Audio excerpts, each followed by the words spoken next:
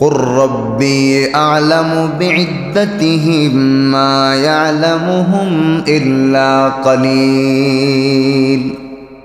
সূরাতুল কাহফ আয়াত নাম্বার 22। প্রথমে আলোচনা করেছেন সায়াকুলুন, তারা বলবে অচিরেই, সালাসাতুন রাবিউহুম কালবুহুম, তাদের সংখ্যা হলো 3, চতুর্থ নাম্বার হলো কুকুর, চতুর্থ নাম্বার।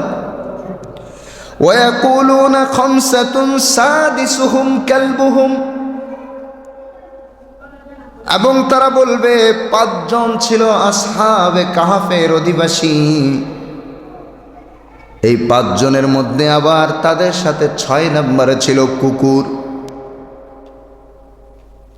শেষে আল্লাহ বলছেন ওয়ায়াকুলুনা সাবআতুন ওয়া থামিনুহুম কালবুহুম, আবার তারা বলবে 7 জন ছিল, 8ম নম্বর ছিল কুকুর। কুল, ও নবী আপনি বলে দিন, রব্বি আ'লামু বি'ইদ্দাতিহিম মা ইয়া'লামুহুম ইল্লা কালিল, আপনি বলে দিন আমার রবই তাদের সংখ্যা সম্পর্কে সবথেকে ভালো জানেন। মা ইয়া'লামুহুম, তাদের সম্পর্কে জানে না, ইল্লা কালিল, তবে অল্প কিছু মানুষ জানে। হযরত আলী রাদিয়াল্লাহু আনহু বলেন আনা মিনাল কালিল, সেই অল্প কয়েকজন যারা জানে আমি তাদের অন্তর্ভুক্ত। সুবহানাল্লাহ। হযরত আলীকে আল্লাহ অনেক জ্ঞান দান করেছিলেন, এজন্যই নবীজি সাল্লাল্লাহু আলাইহি ওয়াসাল্লাম বলেন, হাসান পর্যায়ের বিশুদ্ধ একটা হাদিস, আনা মাদিনাতুল ইলমি ওয়া আলিয়ুন বাবুহা, আমি হলাম ইলমের শহর আর আলী হলো তার দরজা। এখন হযরত আলী ইলমের দরজা বলতে কি আর কোনো সাহাবীর ইলম ছিল না? উম্মতের মধ্যে সবচেয়ে বড় আলেম কিন্তু আবু বকর রাদিয়াল্লাহু আনহু, কোনো সন্দেহ নেই। হযরত ওমর রাদিয়াল্লাহু আনহু, হযরত উসমান, সবাই বড় আলেম ছিলেন। এটা হযরত আলীর ফজিলত বর্ণনা করার জন্য আল্লাহর নবী বলেছেন, এর দ্বারা এটা প্রমাণ হয় না যে আলীর চেয়ে আবু বকর এরকম বড় আলেম না, আবু বকর কম জানতেন বা ছোট আলেম, বিষয়টা এমন না। বুঝতে পেরেছেন? একজনের প্রশংসা দ্বারা আর একজনের ছোট করা কি উদ্দেশ্য? যত জায়গায় সাহাবীদের সম্পর্কে আমরা প্রশংসা শুনবো, একজনের সাথে আরেকজনকে মিলাবো না, এটা মনে রাখবো। একজনের ফজিলত আছে বলে আরেকজন নিচে নেমে যাবে, বিষয়টা এমন না, কারণ সবাই সাহাবী, সমস্ত সাহাবী মাগফুর। আহলে সুন্নাত ওয়াল জামাতের আকীদা হলো সমস্ত সাহাবী মাগফুর। মাগফুর মানে আল্লাহর পক্ষ থেকে ক্ষমাপ্রাপ্ত। সুবহানাল্লাহ। বলেন তো, একজন মানুষ যদি আল্লাহর পক্ষ থেকে ক্ষমাপ্রাপ্ত হয়, তার মর্যাদা আমাদের চেয়ে একটু নিচে না? হ্যাঁ, দুইটা জিনিস, একটা হলো ঈমান অবস্থায় আল্লাহর হাবিব সাল্লাল্লাহু আলাইহি ওয়াসাল্লামের সাক্ষাতে তারা ধন্য হয়েছেন। 2 নম্বর, আল্লাহ তাদেরকে ক্ষমা করে দিয়েছেন। 3 নম্বর ফজিলত হলো আল্লাহ তাদের উপরে নিজের সন্তুষ্টির ঘোষণা দিয়েছেন। এই জন্য একজন সাহাবীর ফজিলত যখন আমরা শুনবো, তার ফজিলতে তাকে আমরা বড় করে দেখবো, এটা অসুবিধা নেই, কিন্তু অন্য কোনো সাহাবীকে মাপ দিয়ে আবার ছোট বানানোর চেষ্টা করব না। কারণ এমন অনেক সাহাবী আছে যাদের ফজিলত রাসূল করিম সাল্লাল্লাহু আলাইহি ওয়াসাল্লাম বিভিন্ন হাদিসে বলে গেছেন, সেটা সবাই সাধারণ মানুষ জানে না। উলামায়ে কেরাম জানেন, সাধারণ মানুষ অনেক কিছু জানে না। এই জানে না বলে তাদের মর্যাদা কম হবে তাই না, শুধু এই জন্য বলেছি এইটা চিন্তা করেন একটু গভীরভাবে, যে আমার নবী সাল্লাল্লাহু আলাইহি ওয়াসাল্লাম, যিনি সাইয়্যিদুল মুরসালিন রাহমাতুল লিল আলামিন, তার চেহারা মুবারক যেই ব্যক্তি সরাসরি ঈমানের সাথে দেখেছেন, তার চেয়ে বড় সৌভাগ্য আর কারো হতে পারে না। পারে হতে? আপনি হাজারো নেক আমল করতে পারেন, আপনি হাজারো ইবাদত বন্দেগী করতে পারেন, যে আমল ইবাদত সবাই করতে পারে, কিন্তু আমার আপনার নবীকে সৎ চক্ষে সরাসরি দেখা অথবা নবীজি সাল্লাল্লাহু আলাইহি ওয়াসাল্লামের রহমতের নজর আমার উপরে আসা, এই সৌভাগ্যটা যারা পেয়েছে তাদের ছাড়া অন্য কারো দ্বারা অর্জন করা সম্ভব নয়। আর এর জন্য সাহাবায়ে কেরাম পারফেক্ট ছিলেন, উপযুক্ত ছিলেন। এই জন্য আল্লাহ তাদেরকে নবীজির জামানায় পাঠিয়েছেন। সাহাবী কাকে বলে? ঈমানের সাথে যারা নবীজির সাক্ষাৎ লাভে ধন্য হয়েছেন এবং ঈমানের সাথে দুনিয়া থেকে বিদায় নিয়েছেন। কেউ কেউ বলেছেন নবীজিকে দেখেছেন। এর চেয়ে সুন্দর হলো নবীজির সাথে সাক্ষাৎ হয়েছে, কারণ যারা অন্ধ তারা তো নবীজিকে দেখেননি, কিন্তু সাক্ষাৎ হওয়ার অর্থ হলো নবীজিকে দেখেননি, নবীজিকে তার দিকে তাকিয়েছেন। আল্লাহ নবী সাল্লাল্লাহু আলাইহি সাল্লাম অন্ধ সাহাবীর দিকে তাকাননি, সাহাবী দেখতে পাননি, আল্লাহ নবী তো তাকে দেখেছেন। ঈমানের সাথে নবীজির সাথে সাক্ষাৎ, ঈমান অবস্থায়, আবার ওই ঈমান অবস্থায় দুনিয়া থেকে বিদায়। এজন্য আবু জেহেলের ওই মর্যাদা নেই নবীজিকে দেখার পরেও, কারণ সে ঈমানদার ছিল না। আবু লাহাবের সেই মর্যাদা নেই, আপন চাচা হয়ে ভাতিজাকে কতবার দেখেছে, 40 বছরে তার কম দেখেনি। এরপরে নবুয়ত প্রাপ্তির পরেও দেখেছে, দীর্ঘ সময় দেখার পরেও আবু লাহাবের ওই মর্যাদা হয়নি, কারণ ঈমান ছিল না। কি ছিল না? তো হযরত আলী বলেন, ওই যে আমরা বলেছিলাম বালা, সেই বালা কথাটা আমার মনে আছে, সুবহানাল্লাহ। 2 নম্বর ব্যাখ্যা করেছিলাম, এটা হলো 1 নম্বর ব্যাখ্যা। আমরা রূহ জগতে আলমে আরওয়াহে আল্লাহর সঙ্গে ওয়াদা দিয়ে আসার পরে দুনিয়াতে এসে যারা ঈমান হারিয়েছে, আল্লাহকে বিশ্বাস করেনি, তারা আল্লাহর সাথে কৃত ওয়াদা ভঙ্গ করেছে। এটা হলো 1 নম্বর ব্যাখ্যা। 2 নম্বর ব্যাখ্যা বলেছিলাম, ঈমানদার হওয়ার পরেও আল্লাহর বিধান সঠিকভাবে পালন করে না। কারণ ঈমানদার হওয়ার অর্থ হলো আমরা আল্লাহর সাথে এই ওয়াদাবদ্ধ হয়েছি, আল্লাহ আপনাকে আমরা মেনে নিলাম রব হিসেবে, সুতরাং আপনার দেওয়া যাবতীয় আহকাম বিধিবিধানও মেনে নিলাম।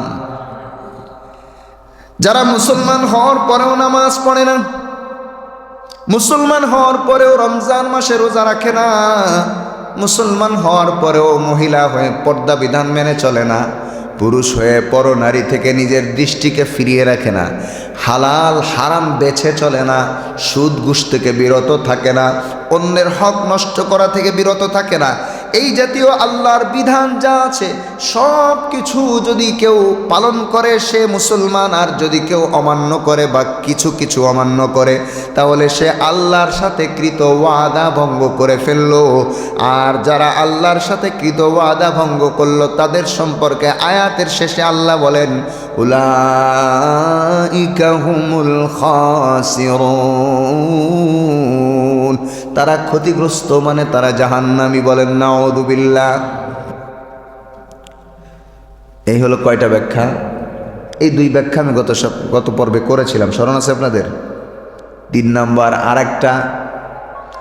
আরেকটা কথা হলো, এটার আরেকটা ব্যাখ্যা মুফাসসিরিন একরাম করেছেন, আল্লাহর নামে যদি কেউ কসম খায় আর ওই কসম যদি কেউ ভঙ্গ করে, ওই কসম ভঙ্গ করলেও সে আল্লাহর দেওয়া ওয়াদাকে ভঙ্গ করলো, সেও ক্ষতিগ্রস্ত, সেও গুনাহগার, একটা পর্যায়ে জাহান্নামে যেতে পারে। বলেন নাউযুবিল্লাহ। আল্লাহ রাব্বুল আলামিন বড় কঠিনভাবে বলেছেন, লা ইউআখিযুকুমুল্লাহু বিল্লাগবি ফি আইমানিকুম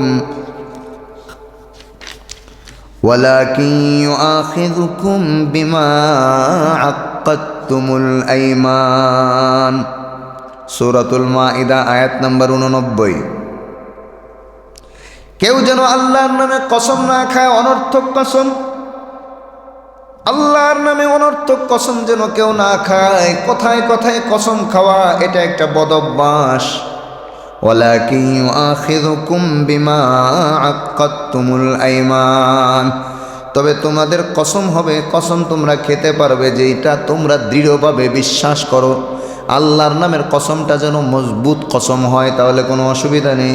যদি তোমার কথা সত্য হয়, অপ্রয়োজনে কসম খাওয়ার প্রয়োজন নেই। যদি একান্ত প্রয়োজন হয়ে বসে তাহলে আল্লাহর নামে সঠিক কসম খাবে, অনর্থক কসম খাওয়ার দরকার নেই। হ্যাঁ মুসলমান, একটা মাসআলা জেনে রাখা দরকার, যদি কেউ কসম ভঙ্গ করে তার জন্য করণীয় কি? এই মাসআলা যদি জানা থাকে আর এই মাসআলার উপর কেউ আমল করে, তাহলে অনর্থক মিথ্যা কসম আর কেউ খাবে না। কিছু হলে কথায় কথায় কসম খায়, কথায় কথায় কসম খায়। কসমের কিছু বিধান আছে। এক নাম্বার, যদি পূর্বে কোনো বিষয় সংগঠিত হয়ে থাকে সেটার জন্য যদি কসম খায়, এটার জন্য কোনো কাফফারা নেই। তবে সত্য বিষয়ের উপরে কসম খেলে ঠিক আছে, মিথ্যা বিষয়ের উপরে কসম খেলে কবিরা গুনাহ হবে। পূর্বের কোনো বিষয়ের উপর, পেছনে চলে গেছে এমন কোনো বিষয়ের উপর যদি কেউ কসম খায়, মিথ্যা কসম হলে গুনাহ হবে, আর যদি সত্য হয় তাহলে গুনাহ হবে না, কিন্তু কোনো কাফফারা নেই। আর যদি কেউ সাধারণ ধারণার বশীভূত হয়ে কসম খায়, এমনি একটা ধারণা করে কসম খেয়েছে, মূলত তার কসম দ্বারা উদ্দেশ্য দৃঢ়তা না, একটা ধারণা করে কসম খেয়েছে, এই কসমটা আল্লাহ নিষেধ করেছেন, এই ধরনের কসম খাওয়ার দরকার নেই। কসম খাবে হলো ভবিষ্যতের কোনো কাজ সে করবে অথবা করবে না, কোনো একটা প্রতিজ্ঞা বোঝানোর জন্য কসম হবে আল্লাহর নামে। কার নামে? কোরআনের কসম, রসুলের কসম, আমার শিশু বাচ্চার কসম, এগুলো সব না জায়েজ। কোরআনের কসম করাও জায়েজ নেই, কোরআনের কসম করাও কি নেই? জায়েজ নেই। রসুলের কসম জায়েজ নেই, মসজিদের কসম জায়েজ নেই, কাবার কসম জায়েজ নেই। সাহাবায়ে কেরাম কসম খেয়ে বলতেন কাবার রবের কসম, ফুজতু ওয়া রব্বিল কাবা, আল্লাহর কসম আমি কামিয়াব হয়ে গেছি। কার কসম খেতেন? কাবার রবের কসম। আল্লাহ ছাড়া আর অন্য কারো নামে কসম খাওয়া জায়েজ নেই। মাসআলা পরিষ্কার। হ্যাঁ, এবার আল্লাহর নামে কসম খেয়ে ভবিষ্যতে কোনো কথা বলেছে, আল্লাহর কসম আমি এই কাজ করব না, আল্লাহর কসম আমি এই কথা বলবো না, তাহলে এখানে মাসআলা দুই রকম। একটা হলো যদি কাজটা জায়েজ হয়, ভালো হয়, বৈধ হয়, তাহলে সে কাজ পূর্ণ করা, যেহেতু আল্লাহর নামে কসম খেয়েছে তাহলে আল্লাহর নামের কসম এটা পূর্ণ করা জরুরি, ওয়াজিব। আর যদি কসমটা নাজায়েজ কোনো কাজের উপর হয়, যেই কসম বাস্তবায়ন করা জায়েজ নেই, তাহলে তার জন্য জরুরি হলো, ওয়াজিব হলো সেই কসম ভেঙে দেওয়া এবং কসম ভাঙার পরে কাফফারা আদায় করা। প্রথমত আল্লাহর নামে কসম খেলে সেটা ঠিক রাখা, এটা জরুরি, ওয়াজিব। আর যদি নাজায়েজ কোনো বিষয়ের উপরে কসম খায় তাহলে সেই কসম ভাঙা নাজায়েজ, সেই নাজায়েজ কোনো বিষয়ের উপরে কসম খায় সেই কসম ভাঙা ওয়াজিব। কোনো বৈধ বিষয়ের উপরে, জরুরি কোনো বিষয়ের উপরে কসম খেলে সেই কসম পূর্ণ করা ওয়াজিব। আর যদি নাজায়েজ শরীয়তে নিষিদ্ধ কোনো বিষয়ের উপরে বা খারাপ কোনো বিষয়ের উপরে কসম খায় সেই কসম ভাঙা ওয়াজিব। নাজায়েজ বিষয় হোক আর জায়েজ বিষয় হোক, ইচ্ছা করে কসম ভাঙুক অথবা অনিচ্ছায় কসম ভেঙে যাক, সর্বাবস্থায় ভবিষ্যতে কোনো বিষয়ের উপরে কসম খেলে সেই কসমের কাফফারা আদায় করতে হবে। সেই কসমের, বুঝতে পেরেছেন? একজন বলল আল্লাহর কসম আমি তোমাকে আগামীকাল তালাক দিয়ে দেব, রাগে পড়ে বলছে, তাহলে তার জন্য আগামীকাল তালাক দেওয়া ওয়াজিব? মাসালা কঠিন, এই জন্য অনেকে বলতেছে না, এটা ভালো। নিজের থেকে কোনো মাসালা বানিয়ে বলে দেওয়ার চেয়ে নিজের না জানা এটা ভালো। আল্লাহর কসম আগামীকাল আমি তোমাকে তালাক দিব, তালাক দিলাম না, দিলাম বললে কিন্তু শেষ।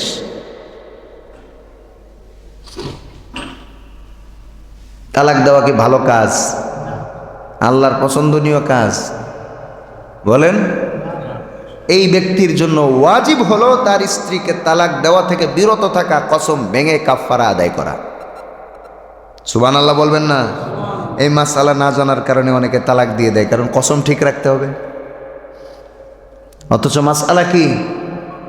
কেউ যদি বলে আমি আল্লাহর কসম তোমাকে আমি তালাক দিয়ে দিব, তাহলে তার জন্য সেই কসম ভাঙা জরুরি। কসমের কাফফারা দিবে, স্ত্রীকে তালাক দেওয়া জরুরি নয়। মাসআলা মনে থাকবে। কোনো মহিলা বলল, স্বামীকে বলল, তুমি যদি এই কাজটা না করো তাহলে আল্লাহর কসম আমি কালকে তোমার ঘর ছেড়ে চলে যাব। স্বামীর ঘর ছেড়ে চলে যাওয়া ভালো কাজ না গুনাহের কাজ? স্ত্রীর জন্য জরুরি হলো সে তার কসম ভাঙবে এবং কাফফারা আদায় করবে। বুঝতে পেরেছেন? একজন কসম খাইল, আল্লাহর কসম আমি এই বছরই হজে যাব। যদি তার জন্য সুযোগ থাকে তার জন্য এই কসম পূর্ণ করা ওয়াজিব। আল্লাহর কসম আমি 3টা নফল রোজা রাখব। এই কসম ভাঙার কোনো কারণ আছে? যদি ঈদের দিন না থাকে, ঈদের দিন থাকলে ভাঙতে হবে। আর ঈদের দিন যদি না থাকে, নিষিদ্ধ সময় যদি না হয়, তাহলে সে এই কসম পূর্ণ করবে, কাফফারা দেওয়ার প্রয়োজন নেই। কসম তো পূর্ণ করলই। জায়েজ এবং বৈধ কোনো কাজের উপরে যদি কেউ কসম খায়, সেই কসম পূর্ণ করা জরুরি। আর যে কাজগুলো অবৈধ অথবা খারাপ কাজ, সেই কাজ কসম ভেঙে কাফফারা আদায় করা এটা জরুরি। বিস্তারিত বলতে পারছি না, যেহেতু আমার আলোচনা এটা না। ওই আয়াতের ব্যাখ্যা প্রসঙ্গে এসেছে। যদি কেউ কসম খান তাহলে 1 নম্বর জরুরি কাজ হলো কোনো বিজ্ঞ আলেমের সাথে যোগাযোগ করবেন, সাথে সাথে হুজুর আমি কসম খেয়ে ফেলেছি, এখন করণীয় কি?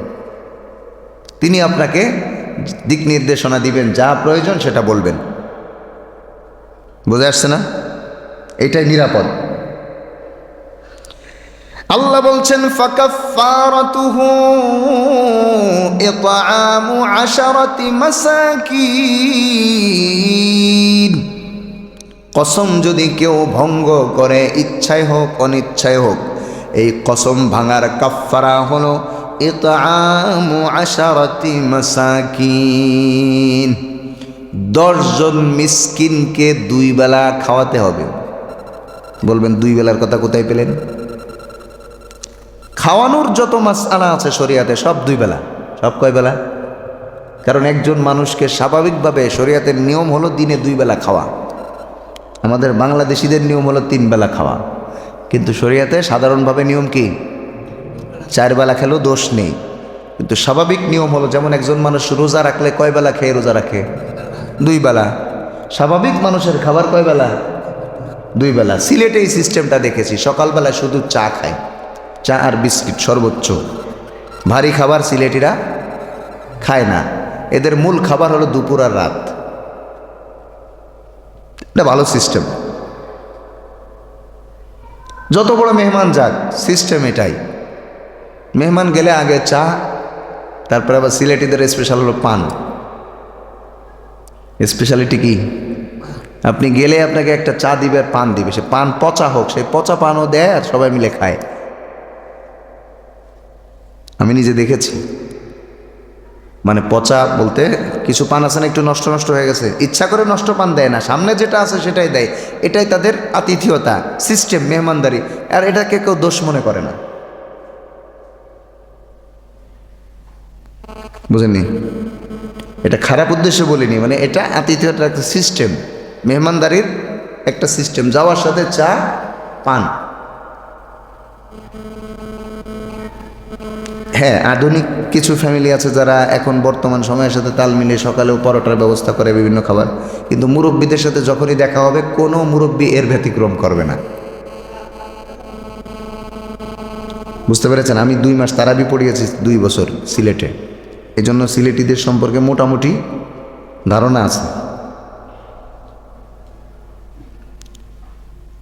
যাই হোক, 2 বেলা খাবার খাওয়াতে হবে, এটা হলো কাফফারা। কসমের কাফফারা কয় বেলা খাবার? 10 জন মিসকিনকে। কয়জন?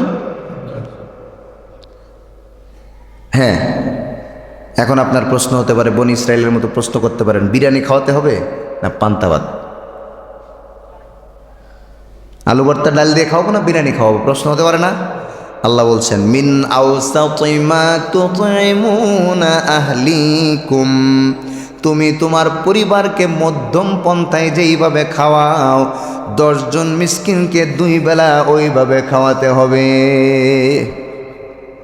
10 জন মিসকিনকে 2 বেলা খাওয়াতে হবে কোন পদ্ধতিতে? মধ্যম পদ্ধতিতে। এবার মধ্যম পদ্ধতিতে যা খাবার আপনি সেটা হিসাব করে খাওয়াবেন। একটু ভালো খাওয়ালে দোষ নেই, কিন্তু যদি নর্মাল খাওয়ান, একেবারে নর্মাল আলু ভর্তার ডাল দিয়ে সেরে দিলেন, তাহলে হিসাব আল্লাহ নেবেন। তুমি কি তোমার পরিবারকে 3 বেলা বা 2 বেলা আলু ভর্তার ডাল দিয়ে খাওয়াও? তুমি তোমার পরিবারকে মধ্যম পন্থায় যেভাবে খাওয়াও ওইভাবে তুমি তাদেরকে খাওয়াবা। 10 জন মিসকিনকে খাওয়াতে হবে। এখন মিসকিনকে খাওয়াতে গিয়ে অমুককে দাওয়াত না দিলে কেমন দেখা যায়, সেই হিসেবে একজন বড় লোককেও দাওয়াত দিলেন, আপনার কসমের কাফফারা আদায় হবে না। কারণ দাওয়াত মানেই ধনীদেরকে আগে কাট দেওয়া। মৃত ব্যক্তির জন্য দুয়ার উদ্দেশ্যে অনুষ্ঠান করাতে এমনিতে জায়েজ নেই। তারপরেও যদি কেউ অনুষ্ঠান করে, সমাজের বাছা বাছা ধনীদেরকে আগে দাওয়াত দেয়, আর ওই মরা মানুষের নামের সদকা, যেটা একদম গরিব মিসকিনের হক, এরকম সদকার খাবারও ধনীরা আনন্দ চিত্তে খায়, মান সম্মান বাঁচানোর জন্য খায়। কত কথা আমাদেরকে বলে যে হুজুর সম্মান বাঁচানোর জন্য খায়। তো আপনার এই সৎকার মাল খেতে লজ্জা লাগলো না? আল্লাহর কাছে আপনার কি কোনো মান সম্মান নেই? আল্লাহর কাছে কোনো সম্মান নেই। এজন্য কসমের কাফফারা খাওয়াবেন কাদেরকে? আল্লাহ বলছেন মিসকিনের বহুবচন মাসাকিন। মিসকিনের বহুবচন কি? মাসাকিন। যার মাসকান নেই, থাকার জায়গা নেই, ঘর নেই, এমন লোককে মিসকিন বলে। শরিয়াতে মিসকিন কাকে বলে? যার থাকার ঘর বাড়ি নেই, এমন মিসকিন।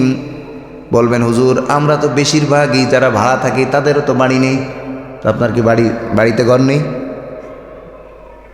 10,000, 12,000, 15,000 টাকা দিয়ে যে ভাড়া দিয়ে থাকে সে কি মিসকিন? বলেন না। বরং আমার অভিজ্ঞতা হলো যারা ভাড়া দিয়ে থাকে এদের মন মানসিকতা আরো বেশি ভালো থাকে। কারা আবার রাগ করে আল্লাহ জানে। আও কিসওয়াতুহুম, অথবা 10 জন মিসকিনকে 2টা করে পোশাক দিতে হবে, 1 জোড়া পোশাক দিতে হবে। বলবেন হুজুর 1 জোড়ার কথা তো কোরআনে নেই, আপনি পেলেন কোথায়? তো কাপড় সাধারণত মানুষ কয়টা পরে? পরনে একটা, গায়ে একটা, এটাই তো নিয়ম। এরপরে আপনি কোট পরেন বা শীতের কাপড় পরেন সেটা ভিন্ন হিসাব। মাথায় টুপি দেন, পাগড়ি দেন, এটা হিসাব না। হিসাব হলো নিজের সম্মান, সম্ভ্রম, মর্যাদা ঠিক রাখার জন্য কমপক্ষে 2টা কাপড় মানুষ পরিধান করে। এই জন্য আল্লাহ রাব্বুল আলামিন যেটা বলেছেন আও কিসওয়াতুহুম, তাদেরকে কাপড় দিতে হবে। এটা দ্বারা সমাজ যেই কাপড় বুঝে সাধারণত 2টা কাপড়, এটাই উদ্দেশ্য। হাদিসের মধ্যে এটার ব্যাখ্যাও রয়েছে, সুবহানাল্লাহ। 3 নম্বর আও তাহরিরু রাকাবা, একটা গোলাম আজাদ করতে হবে। 1 নম্বর 10 জন মিসকিনকে 2 বেলা খাওয়ানো, 2 নম্বর 10 জনকে কাপড় দেওয়া, 3 নম্বর হলো গোলাম আজাদ করা। বর্তমান তো সুযোগ নেই। এখন আপনার মনে হতে পারে হুজুর আমি তো নিজেই মিসকিন, আমি তো গরিব মানুষ, 10 জন মানুষকে খাওয়ানোর মতো সামর্থ্য আমার নেই। সমাজে 2-4 জন এমন মানুষ আছে কিনা? ওই যে মিসকিন যাদেরকে খাওয়াবেন তারাই কসম খেয়ে বসলো এবং কসম ভঙ্গ করার কারণে কাফফারা ওয়াজিব হলো, সে কি করবে? যেই মিসকিনদেরকে খাওয়ানোর কথা আল্লাহ বলেছেন বাস্তবে মিসকিন, এই মিসকিনরা যদি কসম খায় ওরা 10 জনকে কাপড় কিভাবে দিবে? বিপদ আছে কিনা? আল্লাহ পাক ওই একই আয়াতের মধ্যে বলছেন ফামাল্লাম ইয়াজিদ, যদি এগুলো কেউ না পারে, যে পারবে না তার জন্য বিধান হলো ফাসিয়ামু সালাসাতি আইয়াম, 3 দিন রোজা রাখবে। বলেন সুবহানাল্লাহ। বলেন কোরআন জুলুম করে না ইনসাফ করে? যার জন্য সামর্থ্য আছে সে সামর্থ্য অনুযায়ী কাজ করবে। 10টা কাপড় দেওয়ার মতো হলে দিয়ে দিবে 10 জোড়া কাপড়, 10 জনকে 2 বেলা খাওয়ানোর মতো হলে খাইয়ে দিবে, অথবা গোলাম আজাদ করে দিবে। কিন্তু যারা অসহায় গরিব মানুষ, আল্লাহ পাক তাদের জন্য চমৎকার ব্যবস্থা রেখেছেন যে এই গরিব 10 জনকে 10 জোড়া কাপড় দিতে পারে। পারবে না, অথবা যেই মিসকিন 10 জনের খাবার 2 বেলার খাবারের ব্যবস্থা করতে পারবে না, অথবা যেই মিসকিন গোলাম আজাদ করার মতো সামর্থ্য তার নেই, আল্লাহ পাক তার জন্য কোরআনের বিধান পালন করার ব্যবস্থা রেখেছেন। কারণ সাহাবায়ে কেরামের মধ্যে অনেক গরিব মানুষ ছিল, আমাদের তো ধনীর ইমানও যেমন গরিবের ইমানও তেমন, কিন্তু সাহাবীদের মধ্যে এরকম ছিল না। সাহাবায়ে কেরামের মধ্যে গরিব সাহাবীরা সব সময় আল্লাহর নবী সাল্লাল্লাহু আলাইহি ওয়াসাল্লামের কাছে আবেদন করতেন, ইয়া রাসূলুল্লাহ, ধনীরা তো বিভিন্নভাবে দান সৎকার মাধ্যমে বড় বড় আমল করে আল্লাহর নৈকট্য লাভ করে, আমরা গরিবরা বঞ্চিত হয়ে যায়, আমাদের গরিবদের বড় অসুবিধা হয়ে যায়। এই জন্য আমরা একটু সহজ চাই, আল্লাহ যেন আমাদের জন্য সহজ ব্যবস্থা করেন। আর আমাদের সমাজের গরিবদের বিধান থাকলেই কি না থাকলেই কি, ওই দিকে সময় দেওয়ার মতো সময় কারণেই, ঠিক কিনা? বছরে তালাকের মাসালা যতগুলো আসে, এর 10 ভাগের 1 ভাগও কসমের জন্য কেউ আসে না। যেহেতু দারুল ইফতার সাথে আমরা সম্পর্ক রাখি, দারুল ইফতায় কাজ করি ফতোয়া বিভাগে, এজন্য প্রচুর পরিমাণ তালাকের ফতোয়ার জন্য মানুষ আসে। 1 নম্বরে তালাকের ফতোয়া, 2 নম্বরে মিরাস, সম্পদ বন্টন। কিন্তু কসমেরটা আসে খুব কম, কারণ কসম ভাঙলেই কি আর না ভাঙলেই কি। আমাদের উপরে বিধান যায় আসুক, কিচ্ছু আসে যায় না। প্রসঙ্গক্রমে একটা কথা বলি, এই আয়াতটা শেষ করি। যালিকা কাফফারাতু আইমানিকুম ইযা হালাফতুম, আল্লাহ বলছেন এটা তোমাদের কসমের কাফফারা যদি তোমরা কসম ভঙ্গ করো। ওয়াহফাযু আইমানাকুম, তোমরা তোমাদের কসমকে হেফাজত করো, সংরক্ষণ করো, প্রয়োজন ছাড়া কসম ভঙ্গ করবে না। কাযালিকা ইউবাইয়িনুল্লাহু লাকুম আয়াতিহি লাআল্লাকুম তাশকুরুন, আমি আল্লাহ এইভাবেই তোমাদের জন্য বর্ণনা করে দিই, স্পষ্ট করে দিই আমার নিদর্শন, অর্থাৎ আল্লাহ তার নিদর্শনকে স্পষ্টভাবে বর্ণনা করেন, লাআল্লাকুম তাশকুরুন, যাতে করে তোমরা শুকরিয়া আদায় করতে পারো। সুবহানাল্লাহ।